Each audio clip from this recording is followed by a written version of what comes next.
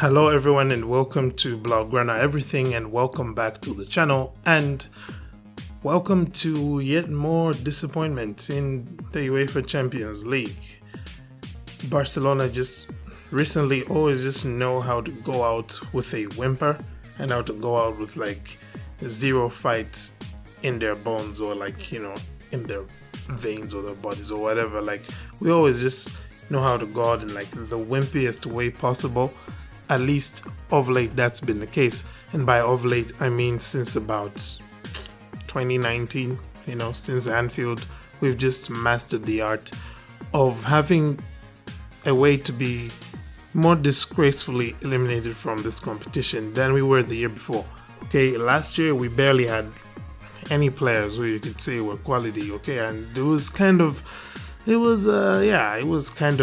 you could see it coming. The writing was on the wall from early on, especially with how the coach then was talking. This time around, the players were there. Sure, you had injuries to some key players in some very key moments, but from what we had about us, there was still enough to have at least been able to get through those two matches against Inter with positive results, or at least with desirable results. But we didn't see that. And as a result, here we are once again. We lost at home to Bayern Munich. 0 shots on target. At least the end of the first half there was nothing. End of the second half as well. I can't remember, to be quite honest. I do not remember the Bayern Munich goalkeeper making any save or really looking like he was under threat. Sure, you can be there and talk about Barcelona didn't get penalties and whatnot, but if that really is the case, then it means no penalties, no party for Barcelona in the Champions League, right? So we're always going to depend on getting penalties in order for us to find our way into the knockout phases. So right now, to be quite honest, it's more or less like a yearly tradition now at this point.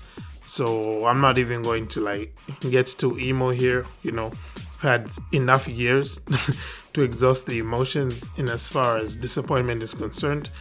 After such a performance, there isn't too much to say here, okay? It's not even like Bayern Munich came and they played a fantastic game, It's not even like Bayern Munich had to be at their best in order to beat us. They didn't even have some of their best players available to them here, right? It's crazy. Yes, this is a completely different complexion that this fixture took compared to the one in Munich. Like the one in Munich, sure, we lost it, but we didn't lose it in a way where you felt like, we deserved that loss. And in fact, I'm sure if you go back to my match review for that game, I did actually say it's one of those losses where you really, you're racking your brains to figure out how we did not win it. This time around, there was nothing like that. There was no question from the moment that Sadio Mane put Bayern Munich ahead. You just knew what was happening. Of course, there were rumors, being spread by the likes of Gerard Romero that prior to the game, as soon as Barca's elimination was confirmed by, Inter's 4-0 win, that there were players who didn't even want to play here, that the players didn't want to go out and play. And looking at what we saw in that game, I wouldn't really refute those claims. I think that really is the case, that some of these guys really didn't want to play that game. So that's just how much of a disgrace that everything has been here. Of course, there's going to be a lot of blame to go around, starting with Xavi, going to even as far as Laporta, actually. All the players as well, they're all going to share in the blame here, because especially for the guys who we signed for the big money, the guys who came in who are supposed to really give us that facelift, supposed to give this team that edge, that competitive edge, they, I think, above all else have let us down. Because I think the player who has looked most like he actually wanted to win matches of football is it's been Ousmane Dembele, to be quite honest.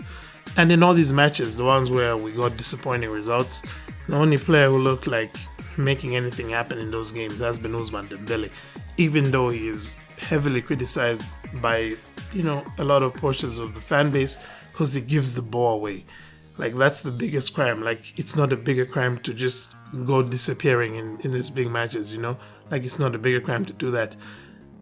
Prior to this game, we had those matches against Villarreal and Athletic Bilbao. And actually, in my match review for the Bilbao game, I did say that I wonder if Barca were only playing this well because they did not have the eyes of the world on them, because they didn't have everyone watching them and trying to see what kind of a result that they could get from it. And this game here has just been like 100% proof of what I was saying, because this team just doesn't have the guts, just doesn't have the character that it needs in moments where their backs are against the wall. And not only, in fact, not even just backs against the wall, that's going too far. In moments where everyone just says, okay, here's a decent opponent, show us what you got. Then all of a sudden, all hell breaks loose and will disappear. So I wouldn't be surprised to see Barcelona once again go through the rest of the season, you know, beating up on teams like Betis, beating up on teams like Sociedad, like, you know, maybe even beating Atletico Madrid, all those kinds of games, winning them. Maybe even this coming fixture against Valencia, we could see them beat Valencia comfortably. But then the moment we're going to get to a do-or-die match against a decent opponent, these men are just going to fade away once again. And if I could just go back to the point of Xavi, I think, like, you know, injuries aside, yes, that's his excuse. You know, Araujo, Koundé, all those guys, yeah, we get that. But I think that the biggest disappointment on his part, for me, has been how he flakes in these big moments. At the San Siro, Marcos Alonso had 0 minutes under his belt in the first team. But apparently he just walked into that first team when Alejandro Balde really should have started. The same thing in Munich. Alejandro Balde really should have started, but he didn't. And this time around as well, we saw the team play well with Busquets on the bench, with Busquets having a minimal role. And you'd think that perhaps because of that, Xavi would, you know, sit Busquets out in the matches which matter, which is really what he should have done here. But he didn't. Once again, we saw that same flaking in those crucial moments where the tough decision needed to be made. And so it's a shame to see that everything panned out that way. There's still a season left, you know, there's still Liga to compete for, and I don't know, maybe a Copa del Rey and Super Copa. But as far as this Europa League business goes, as much as I would say I saw this coming, I saw this performance coming, I saw this outcome coming, it's still really not anything I look forward to. But anywho, I don't even have the energy to do the usual match review kind of stuff. You guys can just, you know, if you want, go ahead in the comments. Tell me who you think your best and worst performers were, you know. What were the positives, if you had any from this performance, because I just had negatives here. Anyway, until next time, guys, thank you for tuning in. Have a great day, and Forza Barca.